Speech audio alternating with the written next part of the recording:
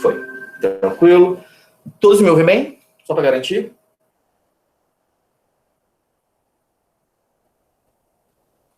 Show. Valeu. Então, vamos lá. Esses dois temas, apesar de serem coisas diferentes, eles são muito próximos. Não só por serem da mesma época, mas por terem uma relação muito próxima. Começar por navegações, sempre que a gente fala de navegações, vocês pensem nas tais, daquele rolê todo de europeu indo para a Ásia procurar tempero, procurar especiaria, porque era caro, né? Era um troço de luxo. É aquela historinha mesmo.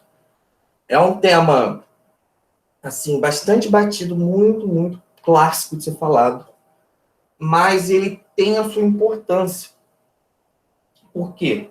Porque a partir desse movimento de navegações, dos europeus entrando no barquinho e indo para a Ásia tentar comprar tempero, que basicamente os 4 continentes foram muito afetados. Estou me referindo à África, Ásia, América, Europa. Oceania ainda não está no rolê ainda não. Tá? Ásia bem menos, Europa bastante, América nem se fala. E África também nem se fala. Então, quando a gente fala de navegações, a gente começa falando especificamente do papel de Portugal e Espanha.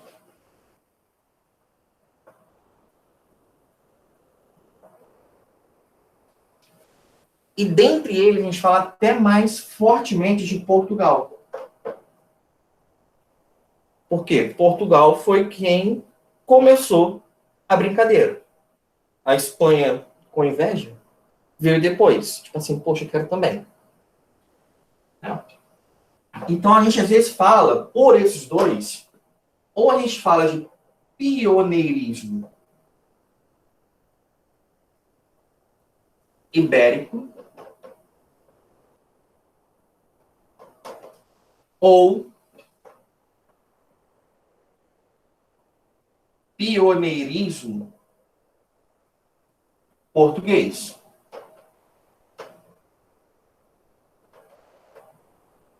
Sempre essa expressão aqui, ibérico, faz referência à Península Ibérica, que é onde fica Portugal e Espanha.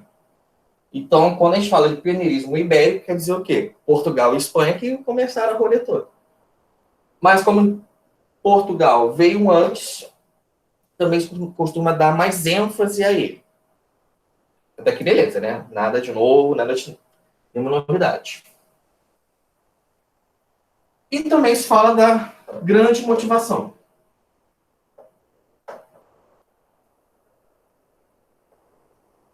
Uma rota marítima para as Índias. Por quê? Porque o comércio, especiarias, era lucrativo, era caro, era um comércio de luxo, blá, blá, blá, não sei o quê. E era um comércio que estava sendo monopolizado pelas cidades italianas de Gênova e Veneza.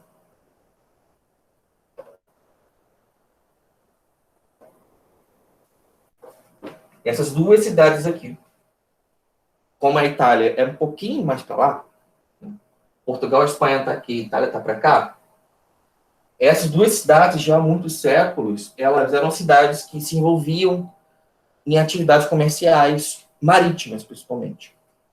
E elas conseguiram ter boas relações, relativamente falando, com o norte da África e a parte mais para cá da Ásia. Então, esses produtos que vinham da Ásia, que eram considerados produtos de luxo, especiaria, tecido e outras coisas, elas chegavam na Europa toda por intermédio delas. Então, essas duas cidades estavam ricas. O restante dependia dos moambeiros aqui. Tá? Eram os moambeiros do rolê.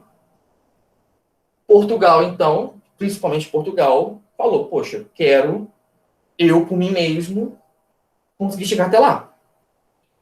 Tá? Até aqui tudo bem? Eu fui um pouquinho rápido, eu acho. Não sei se alguém se perdeu.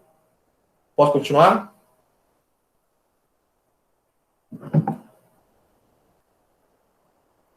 Tranquilo, tranquilo, tranquilo então. Tá? Beleza. Motivação, então, rota marítima para as Índias, nada de novidade nisso. É bom a gente entender um pouquinho de por que raios, por que diabos, foi justamente Portugal que começou. Por que não outro? Por que não Itália? Por que não Inglaterra? E há alguns motivos para esse tal de pioneirismo português. Há uma série de razões para ter tido exatamente Portugal que começou a andar de barquinho por aí. O primeiro deles,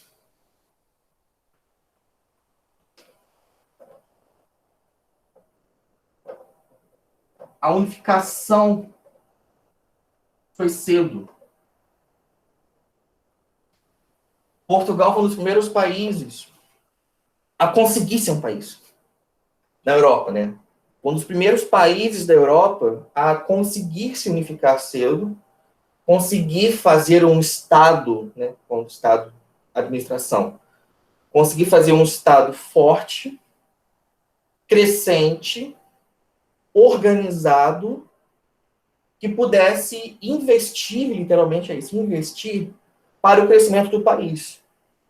Então, essa unificação cedo garantiu uma série de condições de estabilidade e investimento para Portugal. Vou botar até aqui. Estabilidade interna, né? E investimentos estatais.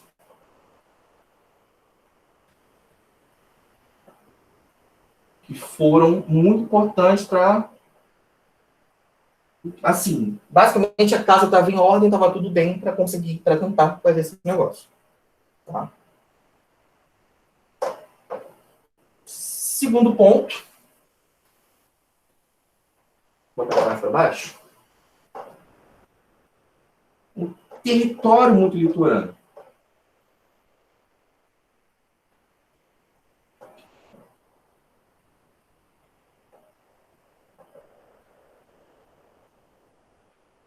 Se pegar Portugal no mapa, Portugal é um trocinho. Né? É isso aqui, Portugal. Aqui tem a Espanha esmagando Portugal e aqui tem o mar. Se a Espanha quiser, Portugal vai na funda no mar. Então, o território de Portugal, em sua extensão toda, ele é muito voltado para o oceano. Isso parece bobo, mas em questões de relevo, geografia, isso propicia, isso ajuda você a ter um bom envolvimento marítimo, a ter um bom envolvimento em navegações. Então, o território litorâneo é uma razão de ordem mais geográfica que explica essa... Assim, foi um bônus, né, para Portugal. Foi tipo assim, poxa, uma facilidade para ter navegadores, para ter pessoas que se dediquem a isso, que saibam navegar. Então, o território litorâneo ajudou bastante Portugal também. Terceiro ponto.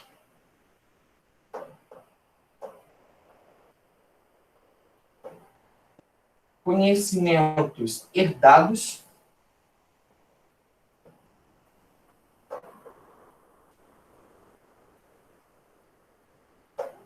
e ou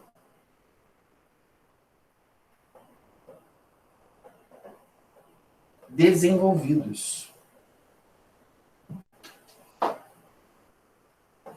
Uma coisa que ajudou muito Portugal, também os demais, mas o Portugal chegou rápido também, foi uma série de conhecimentos de navegação, enfim, conhecimentos gerais, que Portugal herdou principalmente graças a um contato com os árabes. Tá? Lembrando que, acho que eu falei isso em algumas aulas com vocês, toda a parte sul do que hoje é Portugal e Espanha, durante muito tempo foi território árabe. E a presença árabe acabou ajudando na disseminação de conhecimentos. Então, itens importantes para a navegação, como o astrolábio, uma bússola, chegaram até Portugal graças a esse contato com os árabes inicial. Depois, Portugal conseguiu também fazer com que esses conhecimentos se desenvolvessem. Portugal, por exemplo, investiu muito para o desenvolvimento de barcos específicos, navios específicos, que fosse melhor para a navegação. Por exemplo, a caravela, ela consegue continuar navegando mesmo contra o vento. Eu não sei como é o negócio disso, mas eu sei que a caravela ela consegue navegar mesmo com o vento empurrando para trás. Consegue. Não é ideal, mas consegue. Tá? Gente, uma coisa que eu esqueci aqui. Hoje eu pedi atividade diária de vocês de anotações da aula. Tá? Desculpa não ter avisado. Mas caso alguém não esteja anotando, dá uma acordada aí, dá um tapa na cara, joga água e começa a anotar daqui que tá valendo, beleza? Agora que eu lembrei, eu olhei o relógio, ui, meu Deus, esqueci de falar com eles. Então, só para realmente, me manda depois, me manda até o final do dia, tá de boa, tá? Coloquei um negócio lá na sala de aula também para vocês, daqui a pouquinho vai ser lançado, beleza?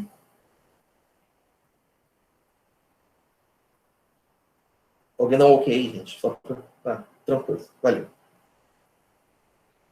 Então, a unificação foi cedo, né? Botou ordem na casa, o território praticamente está no Oceano Atlântico, conhecimentos que herdaram e que depois puderam desenvolver.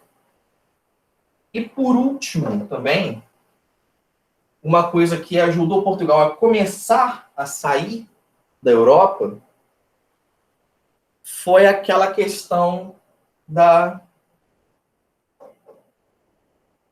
reconquista. Acabei de mencionar, durante séculos, a parte sul era território árabe. E durante séculos, principalmente a região de Portugal e Espanha, ficaram ali investindo militarmente para expulsar esses árabes. Né? No final conseguiram. Esse processo é chamado de reconquista. Portugal, depois de ter se unificado, depois de ter virado um país bonitinho, ele continuou enfrentando os árabes. E tem uma espécie de marco inicial, tem um ponto importante, que em 1415, Portugal enfrenta os árabes na cidade de Ceuta e conquista Ceuta. Ceuta era uma cidadezinha no atual Marrocos, acho que é no Marrocos, se não me engano, e assim, é bem aqui, bem na ponta. Deixa eu botar isso aqui, gente, não sei desenhar, não vou conseguir desenhar essa porcaria. Mas se eu colocar aqui, isso aqui como se fosse a África, aqui o Mar Mediterrâneo, Ceuta está aqui, está no norte da África, está próxima de Portugal, mas já está fora da Europa. Essa conquista dessa cidadezinha, uma cidadezinha, estou sendo assim, já vou sendo até injusto com a cidadezinha, porque Ceuta era uma cidade importante em comércio. Era um lugar importante.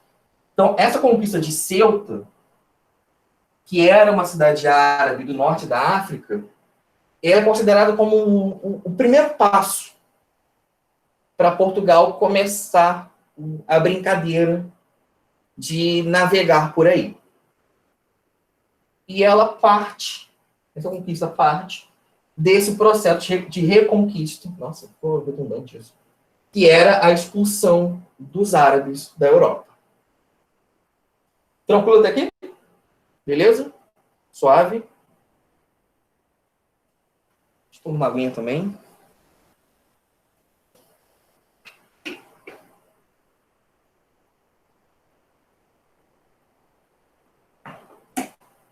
Alguém quer que eu volte a algum ponto?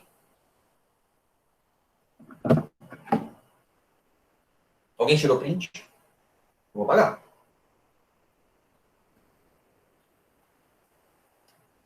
A parte 4, beleza. A parte 4 é rapidinho, então.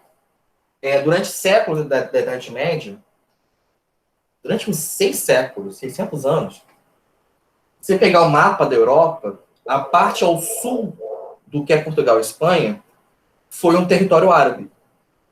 E durante muito tempo eles ficaram, os europeus, tentando militarmente, né, com batalha, pegar de volta os territórios. Esse processo dos europeus lutando e tudo mais é chamado de reconquista. Essa expulsão dos árabes. Deu certo, né? Deu certo. Tanto que hoje Portugal e Espanha não tem... Quer dizer, tem, mas enfim. Você entendeu. Deu certo porque Portugal e Espanha conseguiram. Isso gerou duas coisas. Primeiro, a reconquista afeta aqui também, porque esses árabes acabaram levando muito conhecimento para Portugal. Deixa eu avisar que não entrou não, porque a internet ali tá ruim. Não, beleza, valeu. Beleza. Então afetou aqui, mas também Portugal, depois de se consolidar e tudo mais, Portugal continuou enfrentando os árabes. Ao ponto de, nesse ano aqui, de 1415, Portugal enfrentou os árabes não mais na Europa, mas na África. Perto, mas era na África. Essa cidade de Ceuta era uma cidade grande, era uma cidade, na época era grande, era um lugar de comércio importante, e Portugal conquista Ceuta. Ceuta passa a ser um território português. Essa conquista de Ceuta, além de ter uma importância econômica boa, né, porque era um lugar de comércio, ela foi o primeiro passo para Portugal começar a navegar. Porque a partir desse ano, Portugal realmente começa o seu processo, que vai levar décadas, de construir uma rota marítima para a Índia. Entendeu? Beleza, Malu, obrigado. Maria Eduarda, entendeu?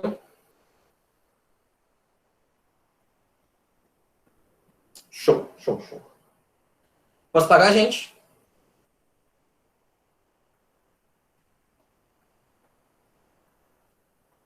Tranquilo.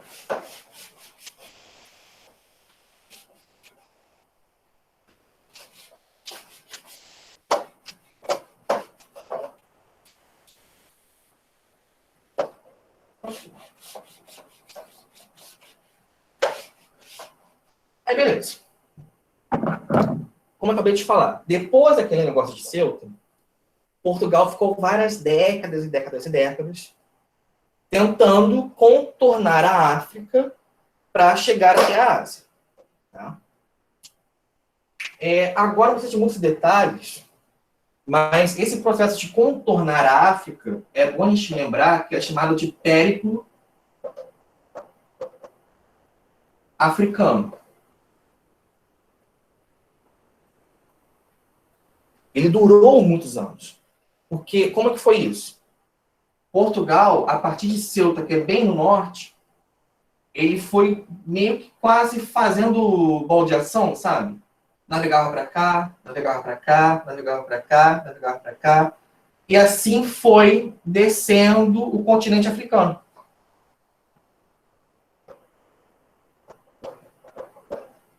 A cada vez que parava, Portugal construía uma feitoria.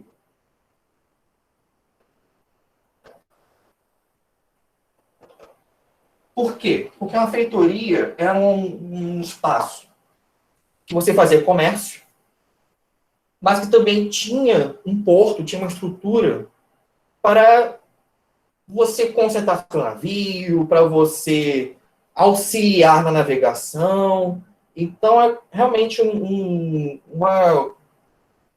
lugar estratégico que te ajuda navegadores, é um porto de auxílio, mas também é um lugar de comércio com o que tem por ali.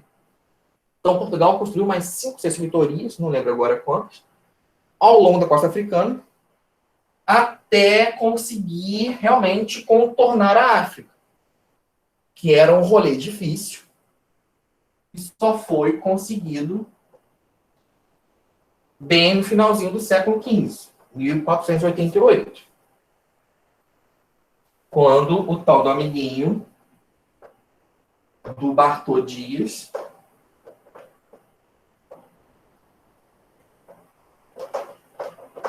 conseguiu finalmente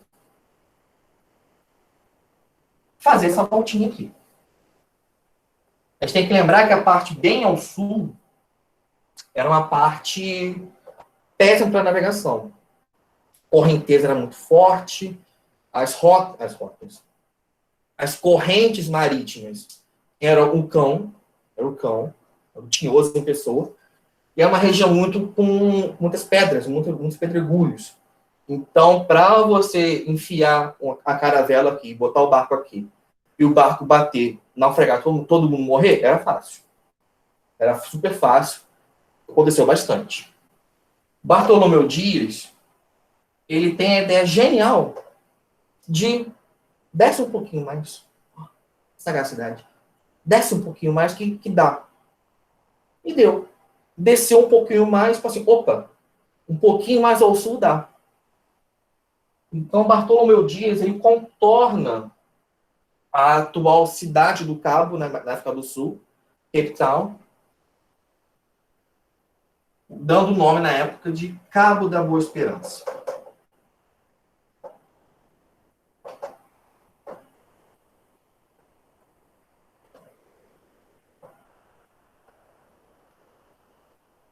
Depois de Bartolomeu Dias, Cabo da Boa Esperança, blá, blá, blá, blá, blá, Portugal começa, então, a ter uma rota para a Ásia. E parabéns, Portugal. Tranquilo?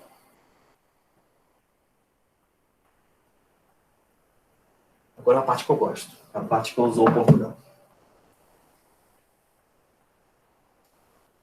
Tá. Posso pagar isso aqui? Isso aqui é tranquilinho, né? Tranquilo. Beleza. Aqui.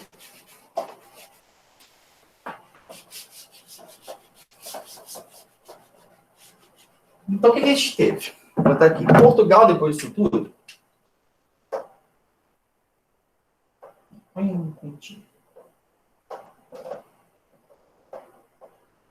Consegue, então,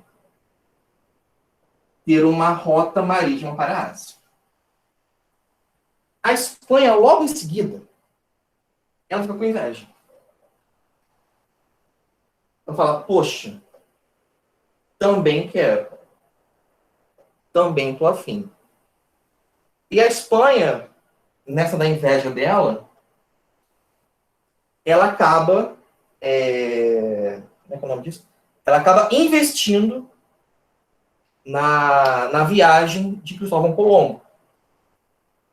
História toda do Colombo, que iria chegar às Índias contornando a terra, bateu no meio do caminho na América, papapá, não sei o quê. Resumindo a epopeia, a Espanha acaba conseguindo investir mais na América. Por quê? Porque não era a intenção, né? Não sabia que ia ter América, mas não demorou para a Espanha, nas Américas, encontrar muitas pedras preciosas, principalmente ouro e prata. O que, para a época, era, assim, óbvio que até hoje é uma coisa tipo, uau, achei ouro, uau, achei prata, né? Não é pouca merda, é muita merda. Mas, para a Espanha, isso foi, tipo assim, magnífico. Então, ela, com o tempo, até desistiu da intenção inicial, que era também fazer comércio com as Índias. Ela até tentou, até conseguiu, mas assim, ela viu, tipo, não vale a pena não. Vamos focar aqui na América, que é melhor. Então, essa relação com a Ásia ficou a encargo de Portugal. Eu adoro zoar essa parte de Portugal. Por quê? Portugal, ele vai gastar bastante energia, coitadinho, para fazer relação com a Índia,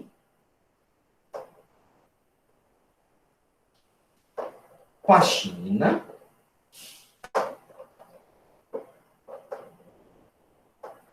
e com o Japão.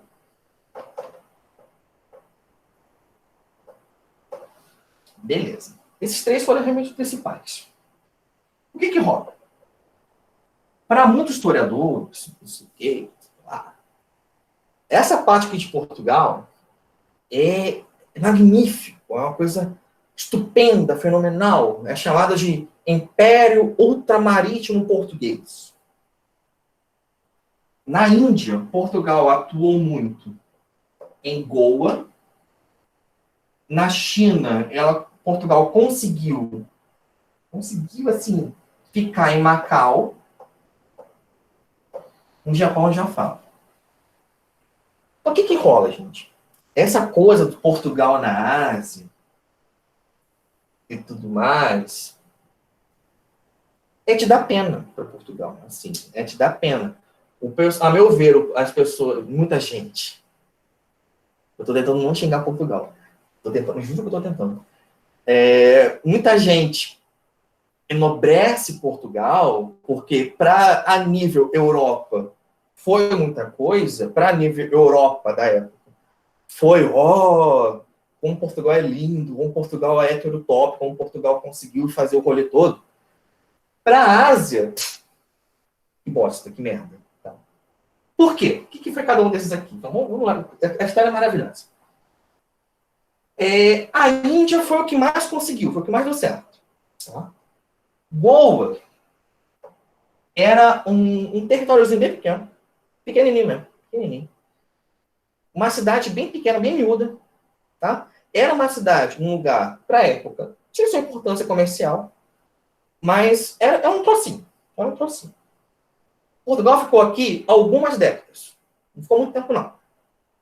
Tá? Lá no final do século XVI, já estava dando ruim aqui. Macau, coitado. Macau era um porto do imperador chinês. Ele deixou Portugal ficar, assim, por pena, desde que Portugal pagasse um imposto para o imperador chinês. Ou seja, por pena, a China deixou Portugal ficar lá se Portugal desse dinheiro para ela. E rolou. Tá? E rolou. Mas não saiu muito daqui, não. Ficou basicamente em Macau. A China estava assim, tá, fica aí, pode ficar aí. No Japão, coitado. Coitado do Japão.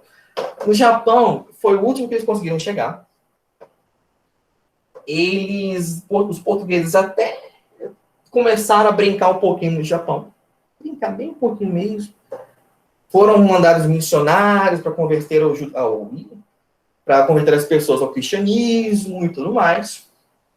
Mas no Japão, rolou um belo de um pé na bunda.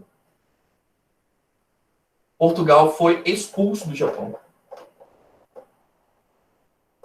Assim que o Japão passou por um processo político e o shogunato, uma dinastia de shoguns chamada Tokugawa, chegou ao poder, simplesmente expulsaram os portugueses. Falaram, sai daqui, a gente não quer saber de você. Some da minha frente. Então, no Japão, a gente nem conta que no Japão foram expulsos. Não conseguiu foi nada. Japão. Nada. Na China, ficou lá pagando o imperador para poder usar o porto, né? Beleza, pode ficar aí. Não estava me perturbando, então fica de boa. Goa, lá para 1580, não sei o quê, Portugal também foi expulso. Ó a vida, ó lástima. Então, assim, até um motivo, o motivo para Portugal começar a investir na colonização aqui no Brasil foi quando na Ásia começou a dar merda. Porque não conseguiu muita coisa na Ásia. Tadinho. Por um tempo conseguiu.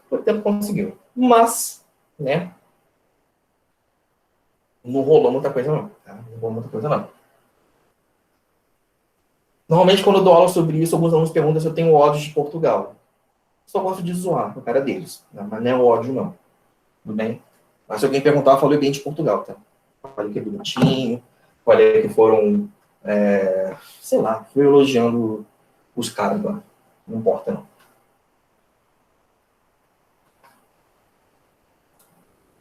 Pois é, eu adoro usar português. Né?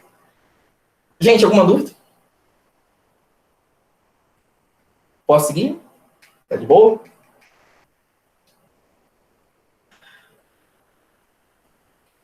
Beleza, beleza, beleza.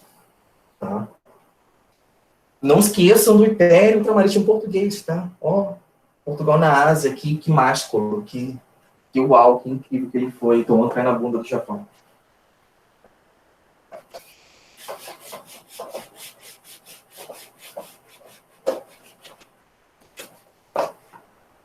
Bom, uma aguinha aqui, né?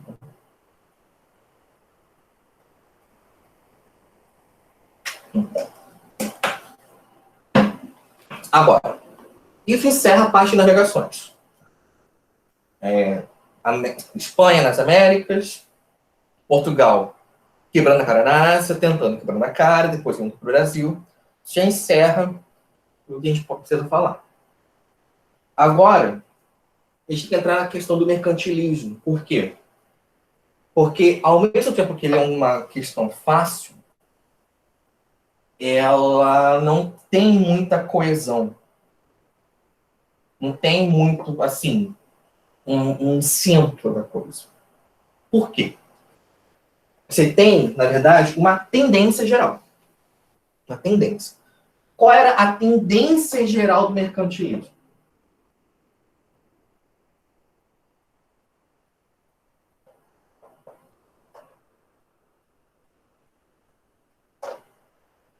Primeiro, você tinha uma economia nacional controlada pelo Estado.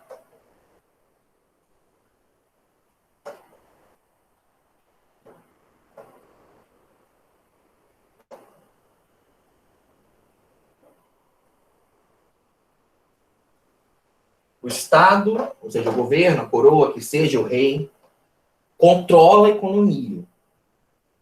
E ele vai realmente focar muito em cada país em uma atividade específica. Tipo assim, pô, vamos fazer aqui. Você vai ter muito a coisa do monopólio. Ou seja, o nosso foco é fazer essa atividade aqui. Ou é comercializar com isso aqui. E só a gente pode fazer aqui. Tá? Monopólio envolve você... Por exemplo, só você faz comércio com essa região. Só você. Só você, só a sua empresa faz esse tipo de atividade. Só você. Então, monopólio é isso, é uma coisa única. Tinha uma intenção de uma balança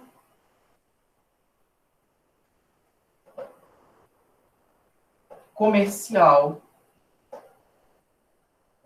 favorável, que é fácil de compreender, é fácil de entender. Né? Um país vai fazer comércio com outro. Vai comprar, vai vender. Se comprar mais do que vende, vai ficar endividado. Porque vai gastar mais dinheiro do que ganha dinheiro. Mas se for o contrário, se vender mais do que compra, vai sobrar dinheiro. Né? Uma lógica tranquila de pegar. A ideia da balança comercial favorável é essa. Os países procuravam vender mais do que compravam. Exportar mais do que importar. Para quê? Para não ter dívida. Para sobrar dinheiro. Para falar, olha, tô rico. E legal. Não acabou o dinheiro no fim do mês. Bacana. E por último, práticas protecionistas.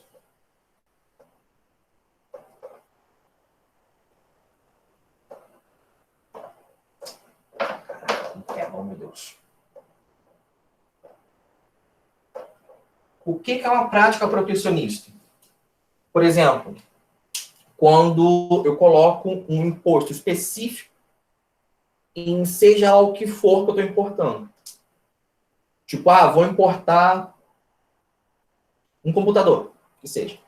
Aí, para isso, eu vou colocar um imposto no computador, nessa importação, unicamente por ele ser de fora, para deixá-lo mais caro e, com isso, não ser tão atrativo quanto o computador que meu país produz. Isso é um protecionismo. Tá? Eu estou tentando proteger a economia nacional. Outro exemplo também, se eu libero a empresa do meu país de uma série de impostos, permito que ela cresça mais sem se preocupar com tributos, enquanto que empresas de outros países tacam imposto, que se dane. Isso é um protecionismo. Tá? Como você tem envolvimento do Estado na economia, práticas de proteção de cada país tentando proteger de alguma forma a sua economia, foram muito frequentes. Muito, muito frequentes. Bem, em cada país isso foi de alguma forma. Por que eu falei que isso foi uma tendência geral, não foi tipo assim, foi assim assado? Por quê? Porque não tinha exatamente uma cartilha, um padrão, tipo, gente, é assim que a gente faz, é assim que a gente trabalha. Não. O que acontece é que, séculos depois, os liberais, principalmente, quando começaram a surgir e começaram a estudar e analisar a economia, criticaram toda uma série de práticas que foram feitas durante 3 séculos em vários países e chamaram tudo de mercantilismo. Ou seja, o nome surgiu muito depois de ter feito as coisas. O conceito, o nome surgiu bem depois de ter ocorrido o fenômeno e surgiu com uma característica de crítica, de negativo. De falar, olha, isso tudo aqui é uma bosta, uma merda. Tá? Mas, quando a gente estuda, então, a gente consegue ver algumas disposições gerais, alguns elementos gerais, mas quando a gente vai para cada país feito de uma forma diferente. Você encontra esses 4 aqui, encontra, mas cada país vai adotar uma estratégia diferente, vai adotar um rumo diferente, vai ter um foco diferente. Beleza? Tranquilo, tranquilo, tranquilo? Posso... Alguém quer que eu volte alguma parte? Posso seguir? Posso apagar?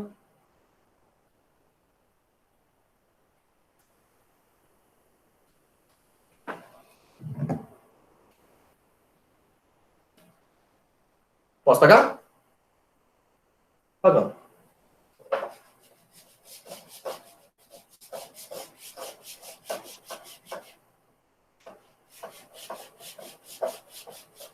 Beleza.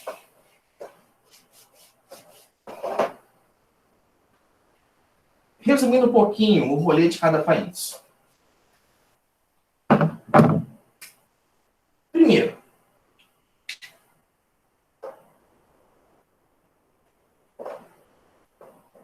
Portugal, de novo, esse cara. Portugal e Espanha.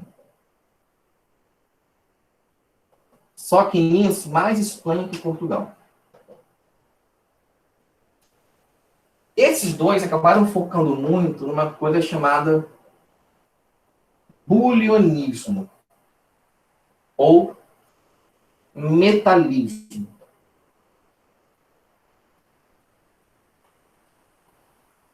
O metalismo é mais fácil de a gente lembrar, né? Por quê?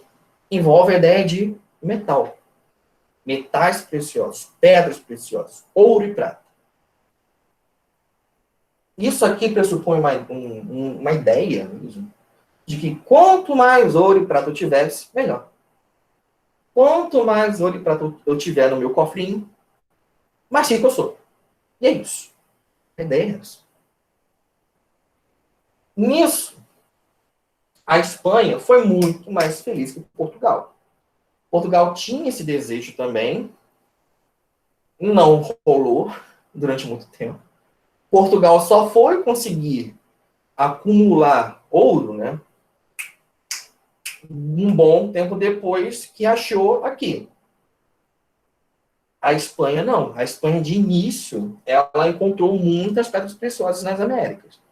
Principalmente no México, atual México, e na região do atual Peru, região andina, que é uma região muito de prata. A região da Argentina também, a região de muita extração de prata. Então, a Espanha, de início, foi muito feliz nisso. Assim, uau, achei bastante.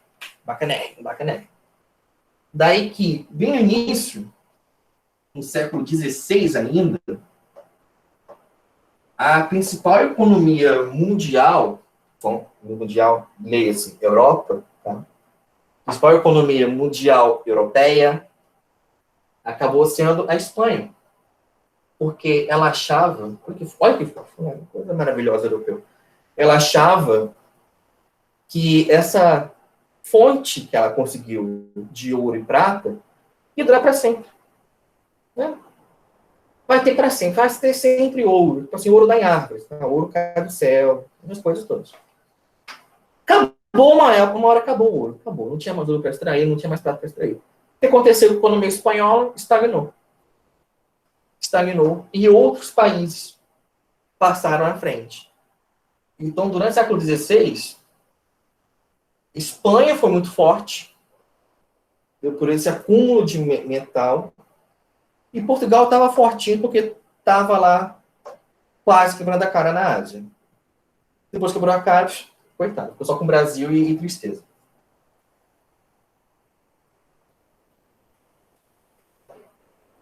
Outro país importante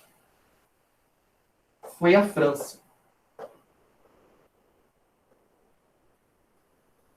A França, ela acabou focando muito, a gente fala na manufatura de luxo. Ou seja, a França, já nessa época, estava focando principalmente em produzir itens, produtos de luxo. Tá? A França, durante esses séculos, é o país dos nobres, do Estado muito forte, da galera nojenta. Eu adoro usar nobre também, muito bom. Então, a França, ela focou muito nisso, em produtos de luxo que eram exportados. Tecidos, perfumes. A culinária ainda não, mas é muito nisso. E nisso teve muita influência de um funcionário do governo chamado Louis Colbert.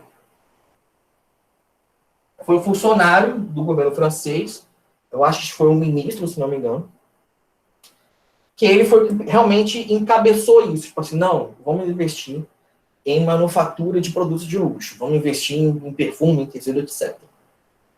Tanto que dá-se o nome de colbertismo para essa estratégia francesa. E foi muito forte, principalmente no século XVII, principalmente. 1600 e lá vai Colbert vivo.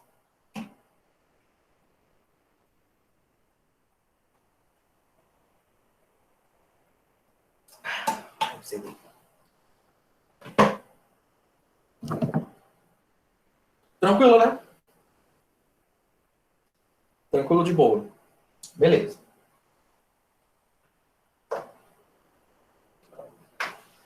Agora, Holanda também. Eu gosto do caso da Holanda. Porque a Holanda, ela foi malandra. Na época, ela foi uma estratégia perigosa, mas eu gosto do que ela tentou fazer. A Holanda não focou especificamente em alguma atividade, não. A Holanda, que ela era muito forte? Em banco. A Holanda, ela focou muito em fazer empréstimos, ela focou muito em emprestar dinheiro para outros países, e ela focou muito em navios de frete.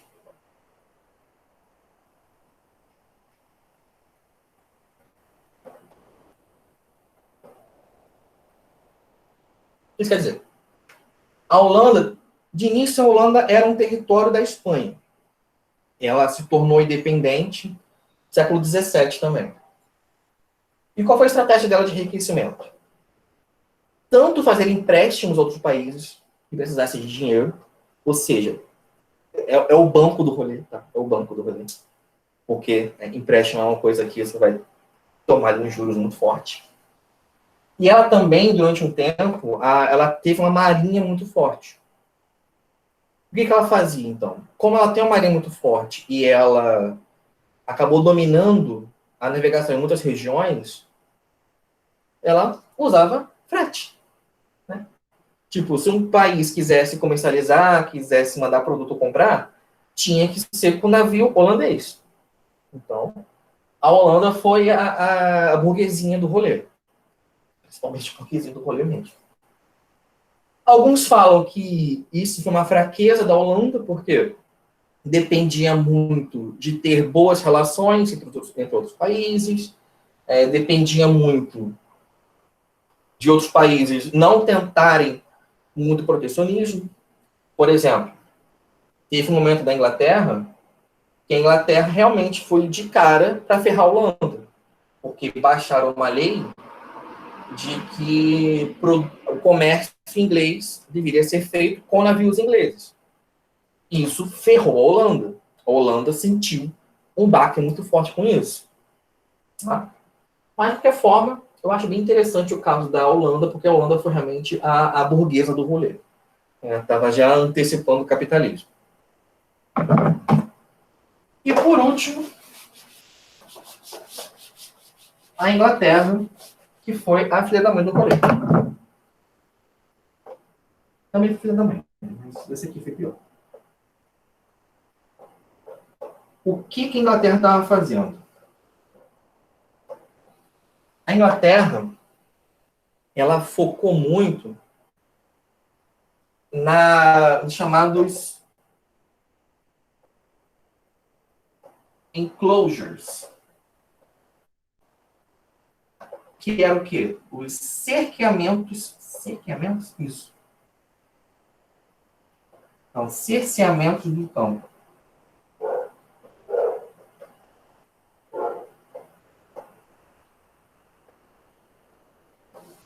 O que isso quer dizer? Durante muitos séculos, a Europa toda teve muitos territórios, muita terra, muito terreno, que era considerado como território comum. Era terreno comum. O que a Inglaterra começou a se fazer? Começou a se pegar os territórios, que antes eram comuns, dividi-los e literalmente dar para burgueses, dar para pessoas que iriam usá-los para produzir, para a produção. Então foi uma espécie de reforma agrária, foi uma reforma agrária, só que para beneficiar não a população, mas para beneficiar a burguesia inglesa, a burguesia que estava crescendo na Inglaterra. E esses enclosures, esse cerceamento dos campos, foi muito utilizado para a criação de ovelhas, por exemplo.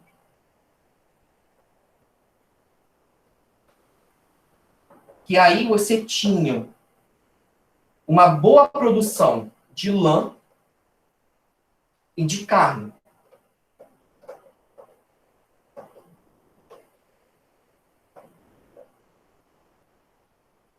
Isso, com o tempo, fez com que a economia inglesa fosse ficando cada vez mais forte porque a produção desses itens aqui era alta. E também isso foi fazendo com que muitas pessoas que perderam terra, assim, os mais pobres fizeram o quê? Te vira. Os mais pobres iam para as cidades e tentavam, de alguma forma, trabalhar em algum lugar.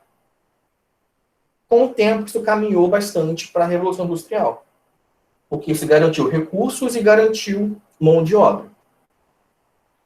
Mas tem um detalhe que a gente tem que lembrar também da Inglaterra. Porque além desses enclosures, que é uma coisa mais interna na Inglaterra, a Inglaterra foi o principal país, o principal mesmo, que se envolveu e lucrou com o tráfico de escravos.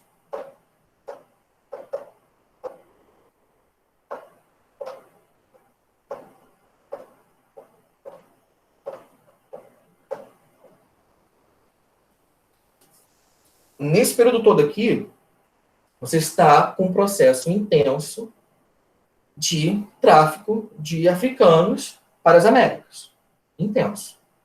E nisso se envolvia Espanha, se envolvia Portugal, se envolvia Holanda, mas dos países, o país que mais teve traficantes de escravos e que mais lucrou com isso tudo foi a bonita aqui. Então, além de estar ganhando dinheiro com as ovelhinhas, ó que fofo, estava ganhando muito dinheiro com africanos escravizados mandados para as Américas, para as Bahamas, para cá, para os Estados Unidos. Então, quando a gente acaba estudando Revolução Industrial, por exemplo, a gente fala de acúmulo de dinheiro em inglês, uma boa parte vem daqui. Porque durante os séculos do mercantilismo, século XVI ou XVIII, uma grande atividade comercial lucrativa foi isso aqui. Então, a Inglaterra se beneficiou muito desse mercado internacional de pessoas escravizadas. Tá? Isso aqui é bom a gente ter em mente.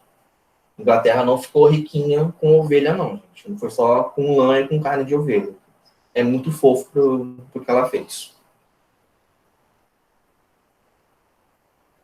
Tranquilo? Alguma pergunta?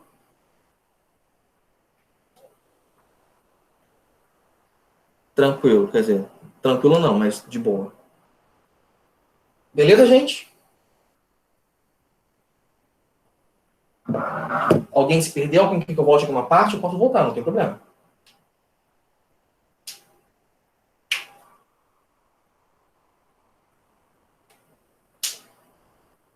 Tá tranquilo, então. Deixa eu parar de gravar.